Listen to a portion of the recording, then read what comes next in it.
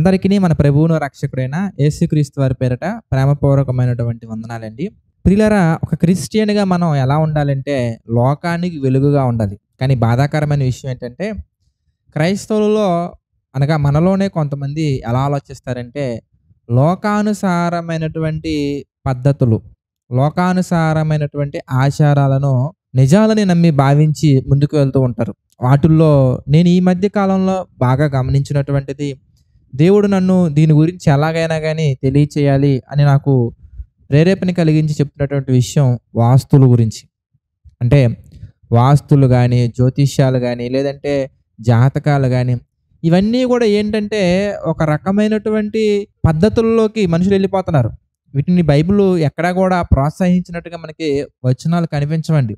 కానీ మనం ఎలా ఆలోచిస్తూ ఉంటామంటే ఇది చెయ్యాలి, అది చెయ్యాలి, అన్నీ చెయ్యాలి, వాటిలో ఏదో ఒకటి తగిలి ఏదో ఒక దాని ద్వారా మనకి మేలు కలుగుద్ది అని మనుషుల మనస్తత్వాలు ఎలా అయిపోయాయంటే మాయోపాయాల చేత లోకానుసారమైనటువంటి ఆలోచనలకు వాళ్ళు పడిపోయి ఈ జాతకాల దగ్గర, వాస్తుల దగ్గర, జ్యోతిష్యాల దగ్గర తమ సమయాన్ని, కష్టాన్ని, తమ యొక్క ధనాన్ని, మరి ముఖ్యంగా దేవునితో ఉన్నటువంటి సహవాసాన్ని కోల్పోతున్నారు. నాకు తెలిసినటువంటి ఒక సిస్టర్ గారు ఏం చేశారయ్యా అంటే 85,000 రూపాయలు పెట్టి ఒక గోడ కట్టించుకున్నారండి.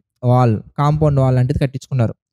అయితే ఎవరో రోడ్డున పోయి ఒక వ్యక్తి వచ్చి, ఇదిగో ఇది నీ యొక్క కుటుంబానికి కరెక్ట్ వాస్తులో లేదు, దీనివల్ల నీకు ఈ నష్టం ఉంది అని చెప్పిన వెంటనే ఆయన వెళ్ళిపోయిన తర్వాత కుటుంబంలో ఏదో ఒక చిన్న అనారోగ్యమైనటువంటి ఒక సమస్య వచ్చిందండి. దానికి కారణం వారు ఉన్నటువంటి చుట్టుపక్కల పరిస్థితులు అవుతాయి కానీ కట్టుకున్న గోడ అవ్వదండి. వెంటనే అంత ధనాన్ని ఖర్చు పెట్టి దేవుడు తనను ప్రేమించి ఆశీర్వదించి తనకి ఇచ్చినటువంటి ధనం మొత్తాన్ని కూడా ఖర్చు పెట్టి కట్టుకున్నటువంటి ఆ గోడని ఇమ్మీడియట్‌గా కూల్చేశారండి. పోనీ కూల్చిన తర్వాత ఏమైనా స్వస్థత పొందారా? కూల్చిన తర్వాత ఏమైనా అభివృద్ధి పొందారా అంటే లేదండి.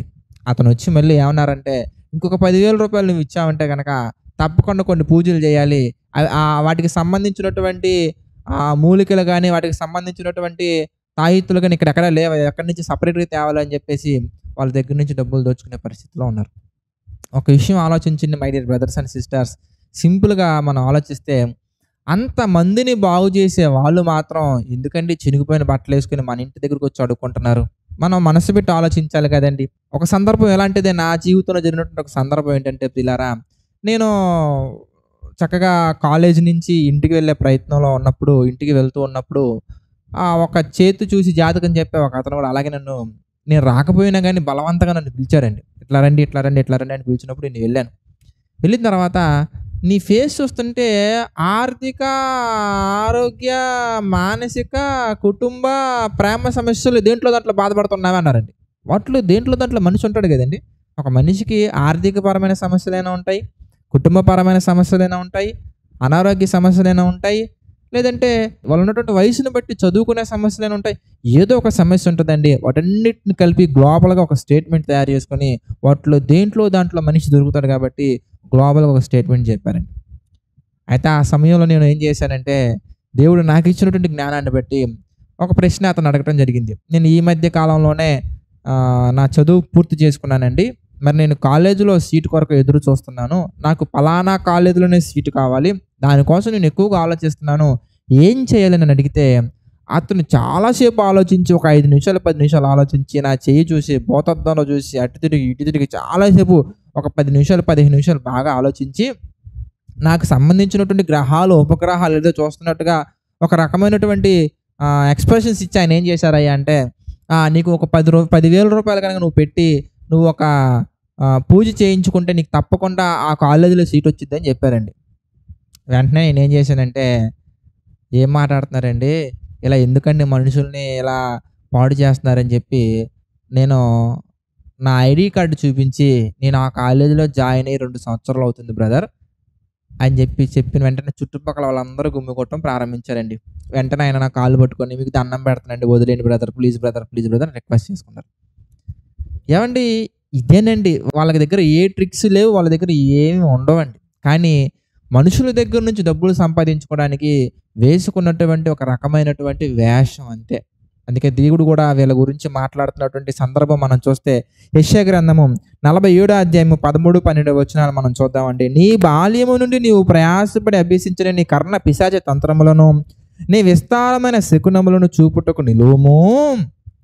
ఒకవేళ అవి నీకు ప్రయోజనములగునేమో, ఒకవేళ నీవు మనుషులను బెదిరింతువేమో, నీ విస్తారమైన యోచనలో నీవు అలసి ఉన్నావు.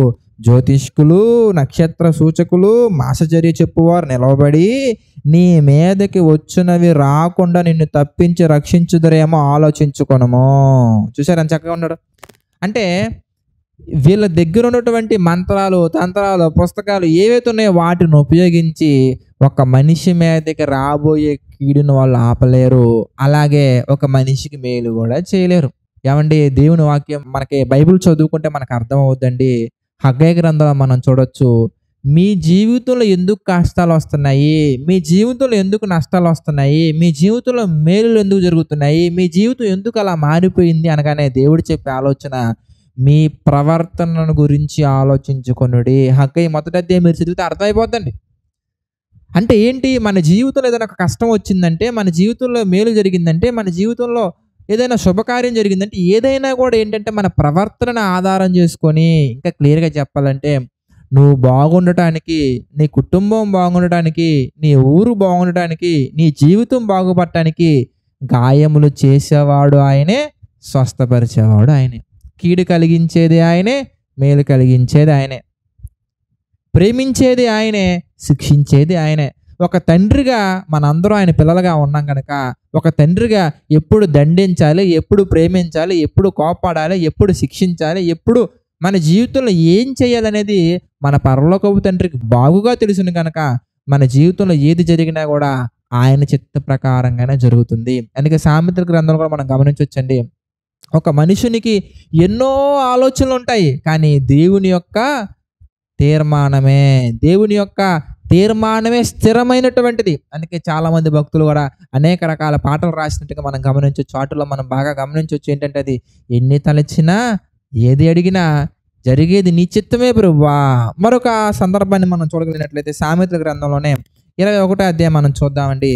21వ అధ్యాయము 30-31 వచనాలు గనక మనం గమనించినట్లయితే, అక్కడ కూడా దేవుని యొక్క వాక్యం మనతో ఒక విషయాన్ని తెలియజేస్తుంది. ఏంటంటే, యెహోవాకు విరోధమైన జ్ఞానమైనను, వివేచనైనను, ఆలోచనైనను నిలువదు.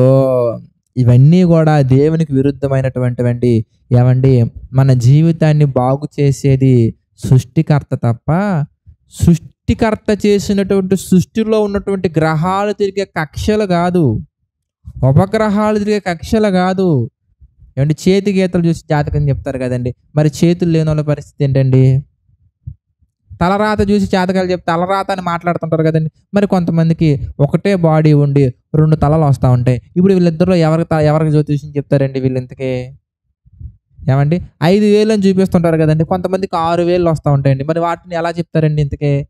ఇవన్నీ కూడా ఏంటంటే ప్రియులారా, మనం లాజికల్గా మనం ఆలోచిస్తే ఈ మ్యాజిక్స్కి చాలా దూరంగా ఉంటాం. ఈ లాజికల్ థింకింగ్ అనేది ఎక్కడ వస్తుంది మనకంటే, బైబిల్ చదువుకుంటే స్పష్టంగా వస్తుందండి. బైబిల్ చదవండి, మీ కుటుంబాన్ని ఇలాంటి పనికి మాలినటువంటి ఇటువంటి ఆలోచన నుంచి దూరంగా వచ్చేయండి. చాలామంది సిస్టర్స్ కూడా ఈ మధ్యకాలంలో మన బ్రదర్స్కి కాల్ చేసి మాట్లాడుతూ ఉన్నారండి, బ్రదర్ ఇలాగా కొన్ని తాయెత్తులు ఇస్తున్నారు, ఇలాంటివి ఇస్తున్నారు, ఇగో ఇలా నిమ్మకాయలు అంటున్నారు, ఇవన్నీ ఏంటి బ్రదర్ అంటే, అవన్నీ నమ్మకండి, అవన్నీ వాక్యానికి విరుద్ధం. నిమ్మకాయల నుంచి బ్లడ్ ఎలా వస్తుంది, దానికి సంబంధించినటువంటి కెమికల్ ఉంటుందండి, ఆ కెమికల్ పూసి అలా దాంతో కోస్తే ఆటోమేటిక్గా రెడ్ కలర్ వచ్చేస్తుంది. ఆల్రెడీ మనం జేసీఎంస్లో కూడా వీటి గురించి చాలా చక్కగా వివరణాత్మకంగా మనం వివరించాము. దయచేసి ఇలాంటి వాటికి దూరంగా ఉండండి. మన కుటుంబాన్ని వీటికి దూరంగా ఉంచుకుని దేవుని యొక్క ప్రార్థనలో, భక్తిలో, భయభక్తులతో మన జీవితాన్ని మనం ముందుకు తీసుకెళ్లాలని మనస్ఫూర్తిగా కోరుకుంటున్నానండి. ప్రార్థన చేసుకుందాం. ప్రేమగల తండ్రి, దయగల దేవ, అనేకమైన విషయాలు ఈ డైలీ డివోషన్ ద్వారా మనకు తెలియజేస్తూ మీ చిత్త ప్రకారం నడిపిస్తున్నందుకు కృతజ్ఞతాస్తుతులు చెల్లించుకుంటున్నాం తండ్రి. మమ్మల్ని దీవించారు, ఆశీర్వదించారు. అందును బట్టి మీకే మహిమ, ఘనత, ప్రభావాలు చెల్లించుకుంటున్నాం తండ్రి.